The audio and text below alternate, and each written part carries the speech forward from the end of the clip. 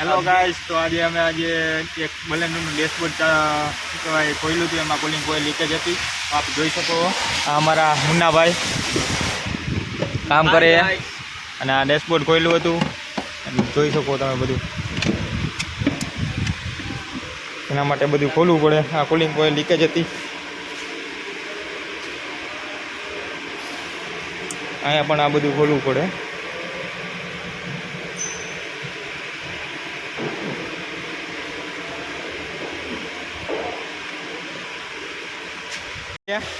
એનાથી આ જો ફિટ થતું નથી.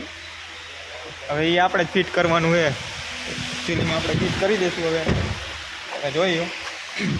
હા રવિભાઈ, ફિટ નથી થતું ને તમારાથી?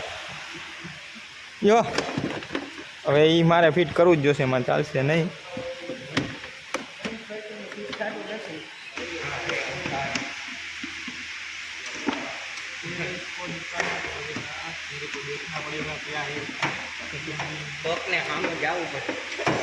ના જવું પડે ભાઈ, જોવું પડે પેલા કેવી રીતે ફિટ થાય છે.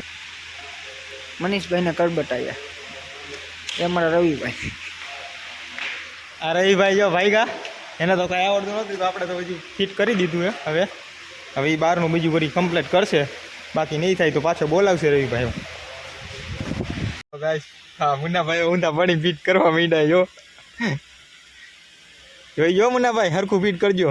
વાંધો નહીં, હરખું જ ફિટ થાય, ધ્યાન રાખજો. હવે રવિભાઈ જેવું જ ન કરતા કે ફિટ નથી થતું. આપણાથી થઈ જાય ભાઈ મનીષભાઈ. હા, એ તમારા જ થઈ જ જાય, કંઈ વાંધો નથી. તો આપણે ખબર જ છે, એટલા માટે તો આપણે કહીએ તમને. આપણે રવિભાઈ તેજા જેવા નથી. તો કાંઈ વાંધો નહીં, ચાલો હાલો ફિટ કરી નાખો જલ્દી. હવે પછી ઓલા લિયાકતભાઈને થોડુંક મદદ કરાવી આવી, એટલે એમને ખુલી જાય ગાડી. ચાલુ થઈ ગઈ અને કમ્પ્લીટ પણ થઈ ગઈ છે. બધું કમ્પ્લીટ થઈ ગયું, બધું ચેક કરી લઈએ. હવે આપણે બંડી કેવી ગવા આવે, હું કાંઈ બધું ખબર પડશે. ગાડી બાડી ચાલુ કરી દીધી મુન્નાભાઈએ. જોઈ મુન્નાભાઈ બધું કમ્પ્લીટ કરી નાખ્યું છે. કમ્પ્લીટ થઈ ગઈ ગાડી.